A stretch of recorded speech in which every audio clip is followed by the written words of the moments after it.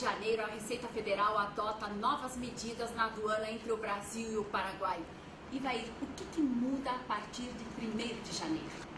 A partir de janeiro agora, as pessoas que estarão vindo do exterior, né, com mercadorias, com bens adquiridos no exterior, dentro da cota de isenção, no caso terrestre, aqui na fronteira terrestre, $300, né, então até $300, essas pessoas não estarão mais obrigadas a fazer a declaração de bagagem.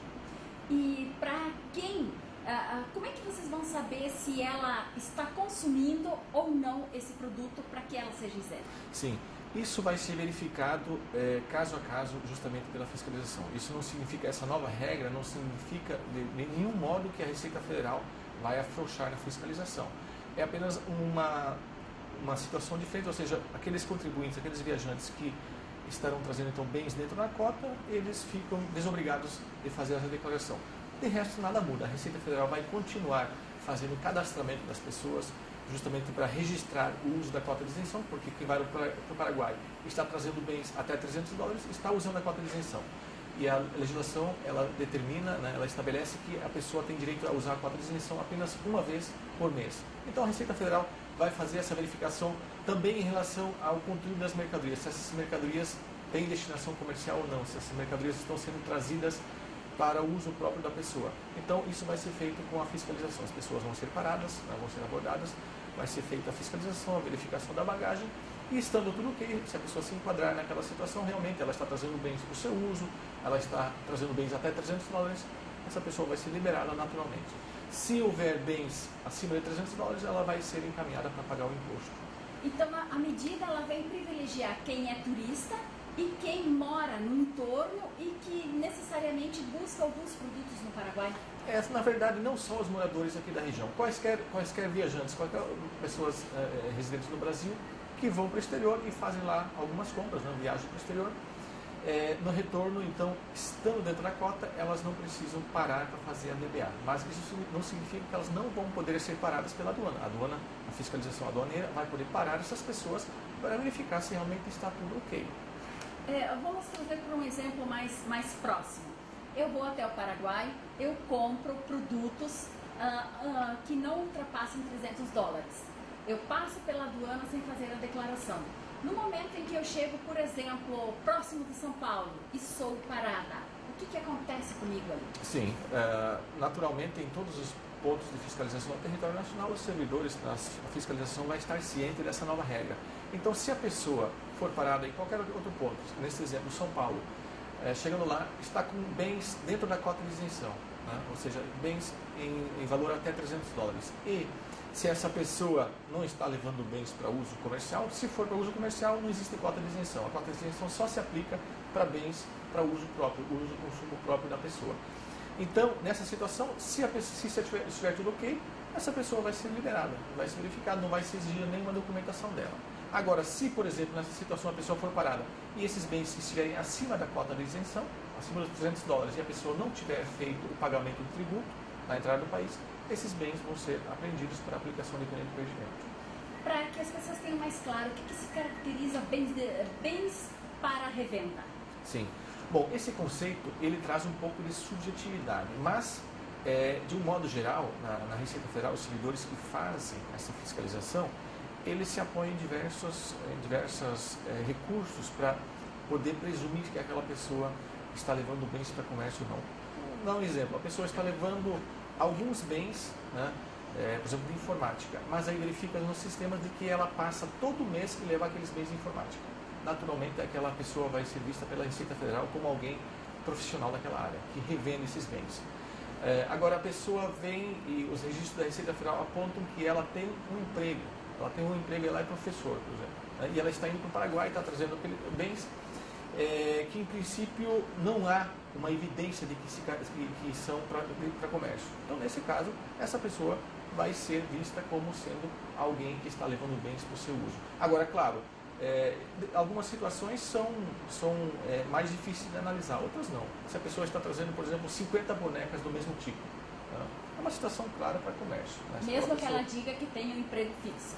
Mesmo que ela diga que tem um emprego fixo, porque não é porque ela tem um emprego fixo que ela não pode, de repente, também complementar a renda com a revenda de bens, né? Indo para o Paraguai, isso acontece, sabe o que acontece? Pessoas que mesmo têm emprego, elas vêm no fim de semana aqui e levam bens para revender assim mesmo.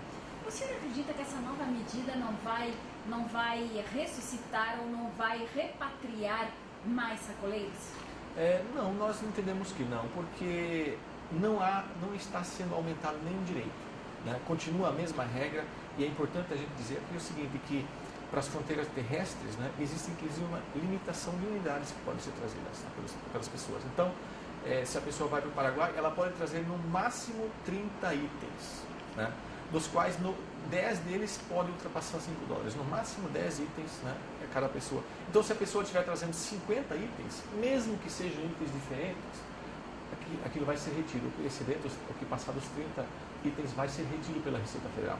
Então, não está se ampliando os direitos, né? Não está elastecendo, mas apenas fazendo com que o cidadão, para dar maior agilidade nas fronteiras, nos aeroportos internacionais, maior fluxo, né? Porque principalmente nessas épocas aí, janeiro e férias, né? Nós temos muito fluxo de pessoas.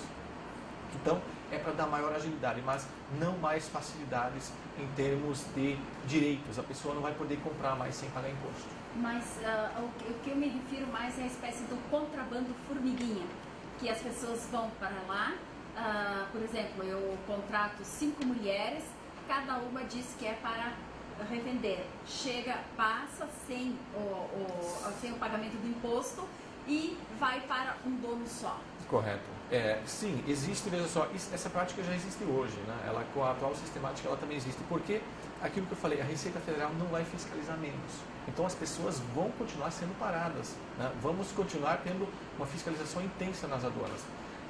Para quê? Para que, mesmo aquelas pessoas que estejam trazendo bens dentro da cota de isenção, que seja registrado, a Receita vai registrar no sistema. Olha, essa pessoa está passando nesse dia com $250.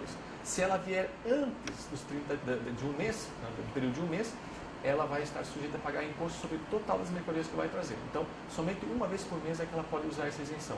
Então, a resposta, a Receita Federal está ciente dessa situação, mas vai continuar fazendo esse cadastramento intenso das pessoas na aduana para coibir essas situações. E nesse caso agora, a Receita Federal vai poder fazer, inclusive, um trabalho de inteligência e direcionar as ações sobre aquelas pessoas que têm mais risco disso acontecer. Então, nós sabemos que existe um determinado perfil de turistas que vem uma vez por ano para Foz do Iguaçu, ou vem a cada 6 meses apenas. Esses não há por que a Receita se preocupar muito em fazer o controle do uso da cota de isenção. Essa pessoa vem uma vez por ano. Então, quando ela vem, ela tem direito à cota. Agora, a preocupação é maior com aquelas pessoas que vêm, de repente, pela semana, ou 2 vezes por mês, ou 3 vezes por mês. Essas podem usar somente uma vez a cota. Então, a Receita precisa fazer esse controle. Então, se tira o olhar sobre uma massa e começa a se estabelecer mais em focos. Isso. A fiscalização ela vai incidir mais sobre aquela porção de pessoas que já naturalmente tem uma propensão para usar essas mercadorias para serem revendidas. Esse é o grande problema. O dano à economia, ela acontece nisso, ou seja, mercadorias, bens que são trazidos lá do exterior e que vão acabar vão concorrer de uma forma desleal com os produtos que pagam impostos aqui no comércio, seja aqui na região e seja em todo o Brasil. Apesar de ter essa nova lei, ou essa nova regra, há produtos que ainda são obrigados a ser declarados mesmo dentro da cota. O senhor poderia enumerar alguns deles? Bem, na verdade não. Todo e qualquer bem que seja trazido do exterior, se ele estiver dentro da cota de isenção, não há necessidade de declará-los. Não há uma obrigatoriedade. Mesmo filmadoras? Veja só, filmadoras, é difícil ter uma filmadora que esteja dentro da cota de isenção.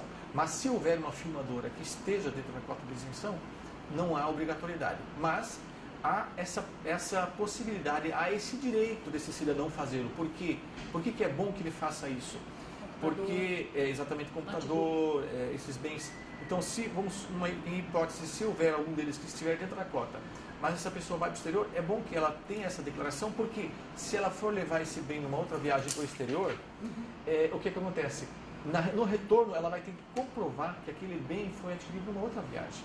Então é um processo mais de segurança para ela. Exatamente, passa a ser. Então não significa necessariamente que a pessoa não possa, mesmo dentro da cota, se a pessoa quiser fazer a declaração, ela continua podendo fazê-lo, né? Porque acaba sendo uma segurança para ela. Você olha, eventualmente comprovar a propriedade daquele bem para alguma finalidade. Não sei como é que está hoje exatamente o mercado, por exemplo, telefonia celular, mas uma época a pessoa tinha que comprovar que aquele bem era dela, até para evitar o roubo desses aparelhos, né? Então algumas companhias somente habilitavam linhas se a pessoa comprovasse que efetivamente aquele telefone celular é dela. Então, naturalmente, nessa situação, nesse exemplo hipotético, a pessoa teria que comprovar e mesmo dentro da cota a pessoa teria que fazer então a DBA para comprovar que o bem é dela. Dentro dessa possibilidade, a partir de janeiro, é possível já se ter uma ideia de quanto vai se reduzir esse congestionamento constante na região da ponte aqui em Foz? Olha, o que vai acontecer certamente é que aquelas pessoas que vão espontaneamente hoje, muitas pessoas vão espontaneamente lá, principalmente turistas, né? Porque a pessoa que vive disso, que é o profissional, né, o laranja, que você aquele laranja, ele tenta se invadir ao máximo do cadastramento, porque uma vez que ele está cadastrado, ele ficaria 30 dias fora, sem poder. Então ele perderia o valor no mercado, esse laranja. Então, esse laranja é que vai ser o foco da Receita Federal. O turista, aquilo que eu falei, o turista vem uma vez aqui para Foz do Iguaçu, uma vez por ano, se ele estiver dentro da cota de isenção, não há muito interesse da Receita Federal em fazer esse cadastramento, porque sabe-se que aquela pessoa vem eventualmente. E aí, quando ela vem eventualmente, logicamente que a legislação garante a ela o uso da cota de isenção, já que ele não vem mais de uma vez por mês. E há a possibilidade de saber quanto vai ser essa queda? Olha, a gente pode fazer uma estimativa, talvez aí de uns 30% que vai haver de redução de filas, né? Agora, isso vai, a partir do momento em que a demanda por serviço seja menor, a Receita Federal vai ter mais pessoas para fiscalizar efetivamente. Então, essas pessoas vão ser usadas para fiscalizar, atuar naquelas áreas que eu falei de interesse maior da Receita, que é nas fraudes, naquelas pessoas que estão ali para burlar as normas, burlar as regras de importação de mercadorias.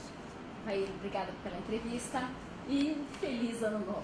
Obrigado, Sônia, e um feliz ano novo para você, toda a equipe e todos os nossos espectadores.